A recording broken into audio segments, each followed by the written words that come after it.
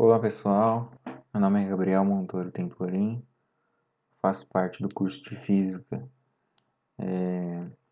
da Universidade Federal do Triângulo Mineiro e hoje eu vou falar um pouquinho para vocês sobre a história do homem à Lua.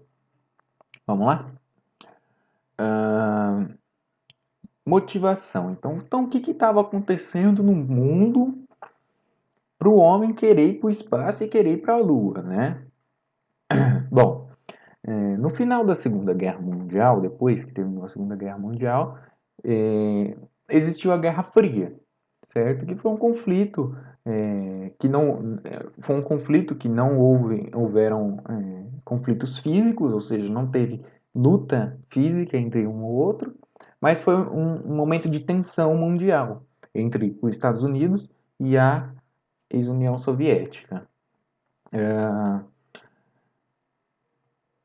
E aí o que aconteceu?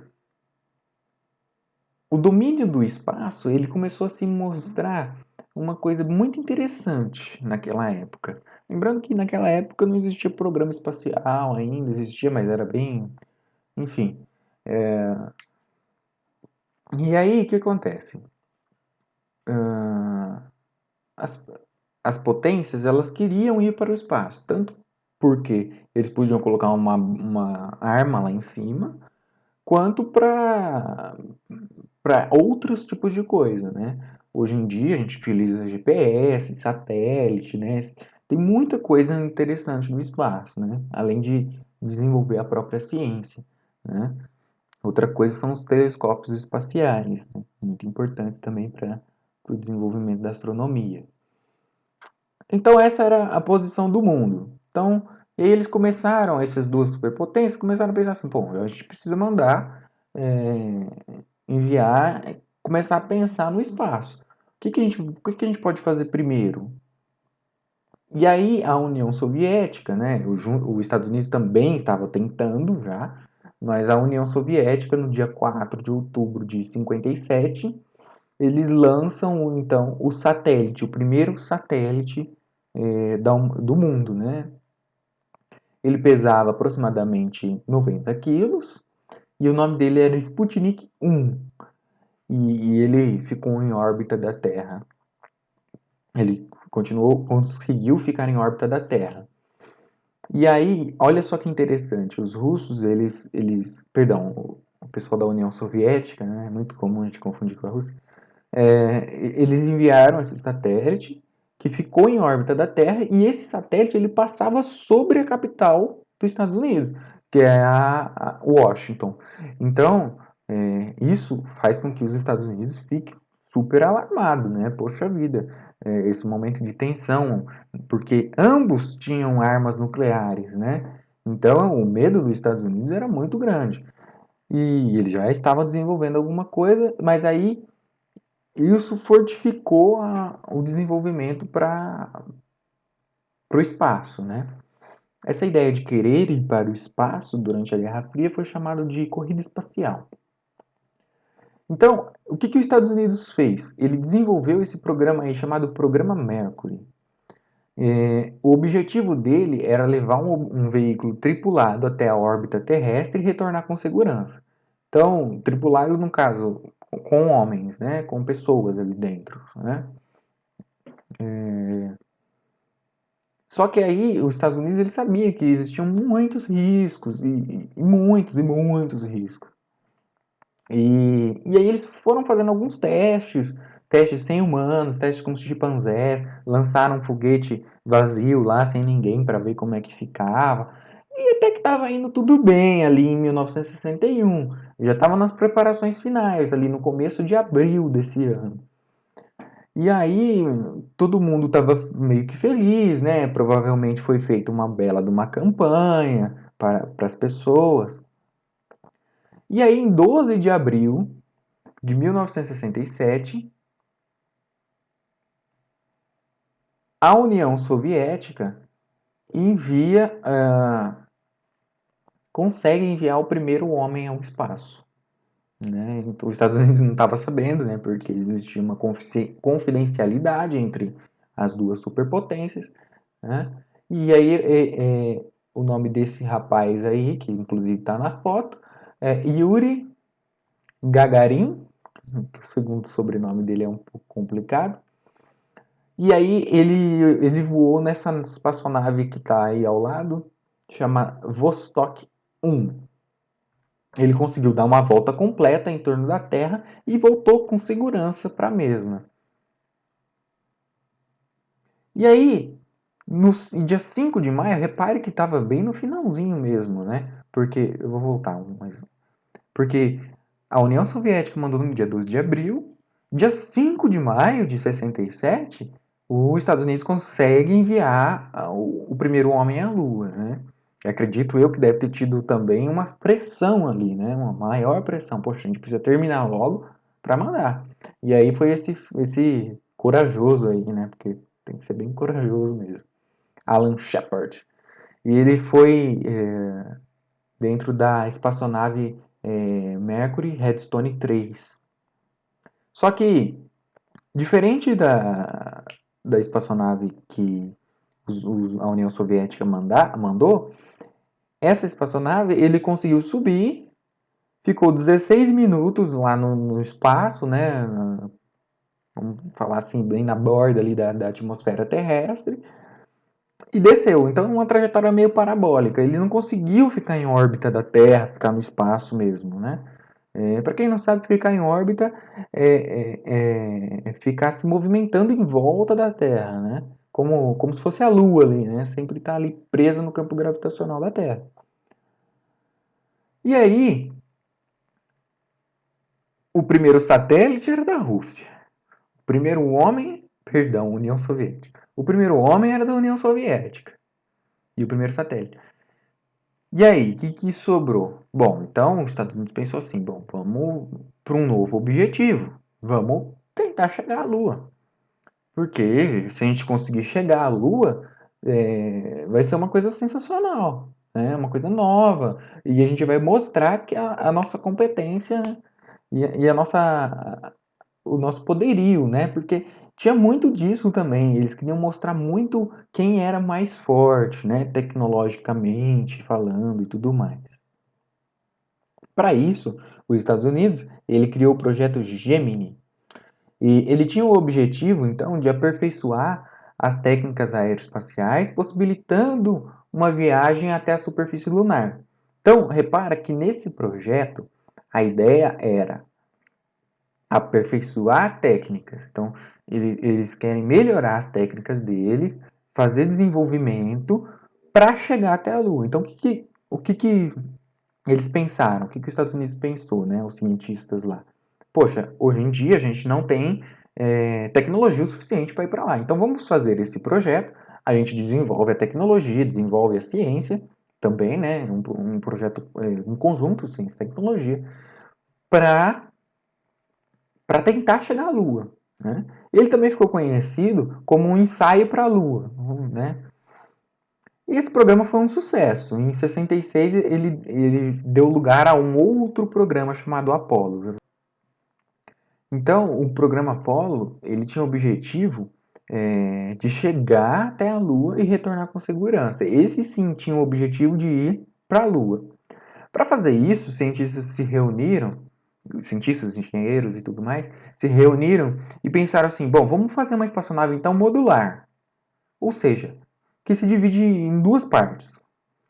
O módulo principal, que é a maior parte, e o módulo lunar. Então a ideia é a seguinte: para que a gente não tenha que mandar muito combustível nessa espaçonave e fazer com que essa espaçonave ela parta da Lua novamente, ou seja, ela alça voo até o espaço, eles pensaram em fazer o seguinte: a gente faz uma espaçonave principal, dentro dela a gente põe um módulozinho, esse módulo desce na Lua, e depois com duas pessoas, e depois volta para trás. E essa nave principal fica orbitando a Lua, certo?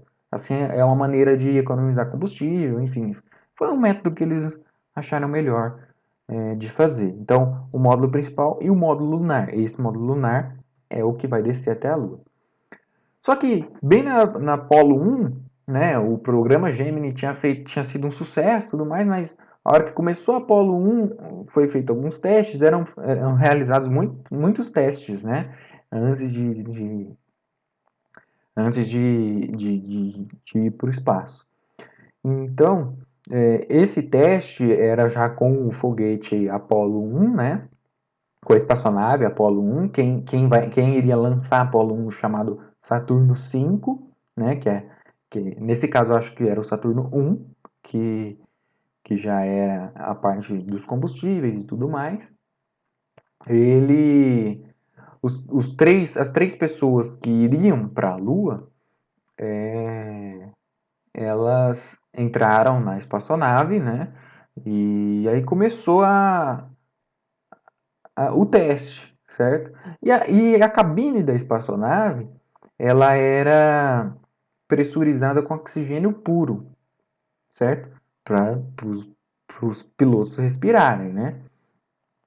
E aí, infelizmente, aconteceu uma pane elétrica dentro da cabine. E aí, como vocês devem saber, o, o oxigênio é inflamável, né? É um comburente, né? E pegou fogo em tudo. E infelizmente os três astronautas, né, faleceram. Isso aconteceu no dia 27 de janeiro de 67. A hora que eles detectaram o fogo, estava muito difícil a comunicação entre eles e a base. E aí eles detectaram uma coisa errada e, inclusive, um deles fala assim: Poxa, vocês querem mandar a gente para o espaço, mas vocês não conseguem nem fazer uma comunicação aqui em Terra? Como é que a gente vai se comunicar no espaço? Né?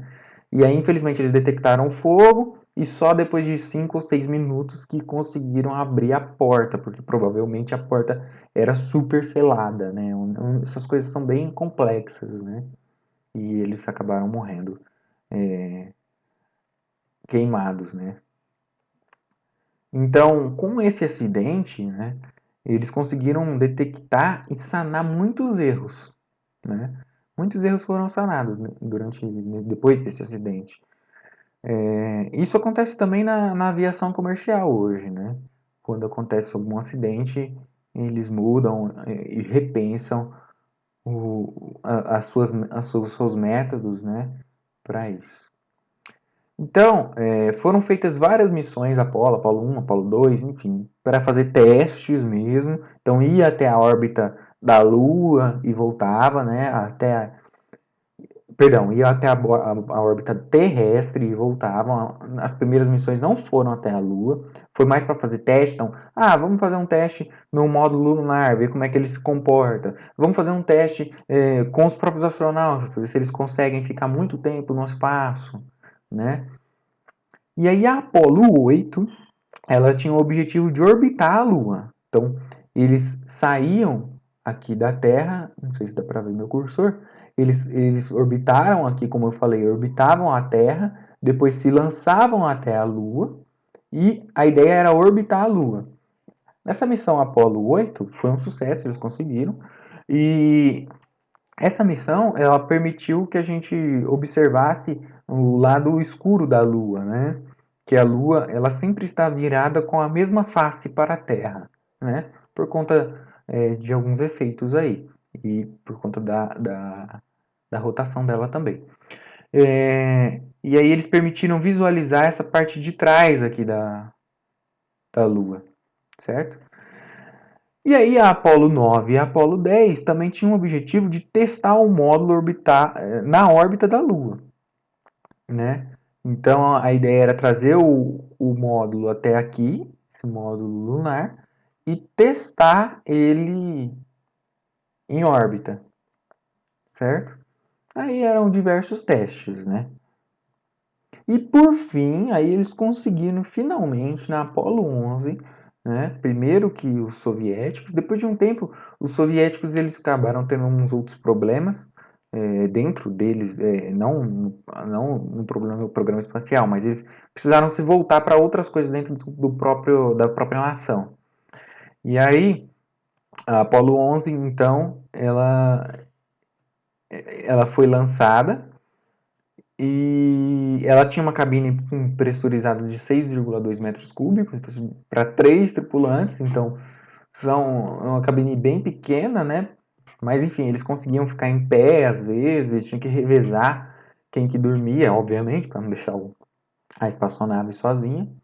E esses 3 tripulantes eram organizados em comandante da espaçonave, né, o cara que toma as decisões aí, se caso necessário, né, e tudo mais. O piloto da espaçonave, o cara que estava responsável ali por pela trajetória da espaçonave, enfim, são N funções. E o piloto do módulo lunar, que é o cara que vai pilotar mesmo o módulo lunar. Então, na hora de descer à Lua, na Lua, quem descia era o comandante e o piloto do módulo lunar. O piloto da espaçonave, do módulo principal, ficava no módulo principal. Então, no dia 20 de julho de 69, eles conseguiram chegar à superfície lunar, né, em uma foto do homem na Lua, com a bandeira norte-americana. E aí essa frase super conhecida do Neil Armstrong, que foi o primeiro homem a pisar na Lua, que inclusive foi o comandante da Apollo 11. Esse foi um pequeno passo para o homem, mas um gigantesco salto para a humanidade. Né? Relatando aí essa ideia, né, de expansão tecnológica e científica. E eles fizeram muitas experiências, faltou um acento aí, eu peço desculpas. Eles fizeram algumas experiências e coletaram algumas amostras também. Eles também colocaram na superfície lunar alguns aparatos. Já vou falar sobre eles. Então, um resumo do programa Apollo como um todo. Não parou na Apollo 11, tivemos outras Apolos, né, outros programas espaciais, e depois de um tempo também foi cortado esses programas, eram previstos alguns mais programas, se eu não me engano, era previsto 20 programas e, enfim, cortaram os últimos 4, uma coisa assim, porque os Estados Unidos estava com alguns problemas financeiros, enfim, corte de verbas, né? A gente está bem acostumado com isso, infelizmente. Então, nesse processo, mais de 40 mil pessoas foram envolvidas, entre cientistas, engenheiros, enfim, astronautas. Os astronautas, né, eram todos pilotos de testes. Então, eram os caras mais malucos mesmo, que pegavam aquelas coisas que ainda estão em teste para testar, né? Piloto aeronáutico mesmo, né? E aí eles foram transferidos para os foguetes, né? Então foi 10 anos de todo o processo, né? Não só o programa Apollo, mas todo o processo, né? Foram 10 anos de pesquisa em ciência e tecnologia, 136 bilhões de dólares, né? Já convertido aí, acho que na cotação de 2018, se eu não me engano, foram gastos, né? Então é muito dinheiro, né?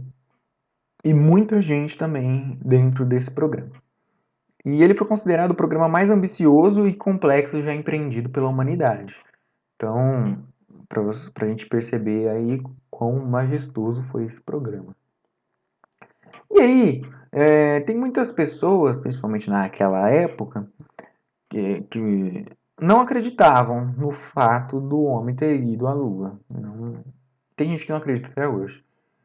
Só que, me permitam voltar um pouquinho.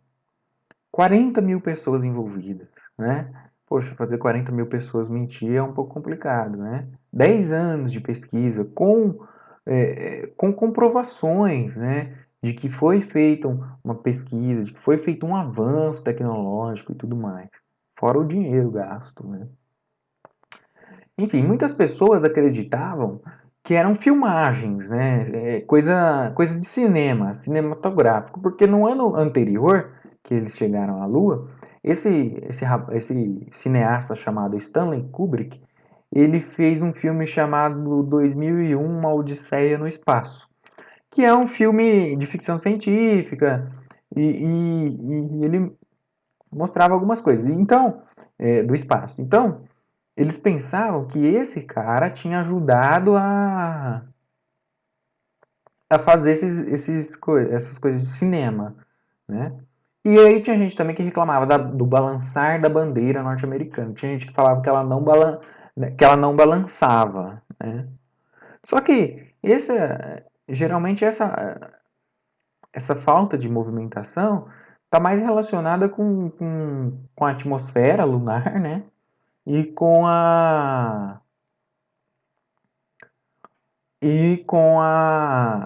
baixa atração gravitacional da Lua também. Por isso que ela. Enfim. Mas, o que a gente pode observar? E dá para observar ainda hoje. Os astronautas que ali foram na Lua, eles deixaram rastros e marcas na superfície. Como a atmosfera da Lua é rarefeita, né? Ou seja, não tem muito vento, basicamente. Então essas marcas estão lá até hoje. Inclusive, né, os cientistas conseguem observar por meio de telescópios aí bem observatórios, né, bem potentes, né? Então é uma coisa que dá para. Outra coisa é a quantidade de amostra que eles trouxeram da Lua. Então muitos geólogos, muitas pessoas, muitos cientistas estudaram essa composição da Lua, né, para explicar algumas coisas, inclusive até qual é a origem da Lua e tudo mais, enfim, para propor algumas hipóteses e tudo mais. Outra coisa bem interessante que está inclusive na foto é que eles instalaram alguns aparelhos que foi possível realizar alguns experimentos a partir daqui da Terra, né? Então, eles instalaram espelhos retrorefletores, certo? Que aqui da Terra os cientistas eles emitem um laser é claro que isso aqui é exagerado, né? É, enfim, não necessariamente um laser de radiação visível, né? De luz visível. Para medir precisamente a posição da Lua, entendeu? Então eles lançam esse laser e a partir da resposta que eles têm, né? Às vezes a reflexão e tudo mais, né? Depende do método que eles estão utilizando, eles conseguem medir precisamente aonde está a Lua. Então, essa questão de verdade ou mentira é uma coisa bem assim que hoje em dia a gente consegue perceber que realmente é verdade, não tem o que falar, entendeu? E aí aqui é a referência principal que eu utilizei, né, esse livro. Eu gostaria de agradecer a vocês aí que ficaram até aqui. Muito obrigado e até a próxima.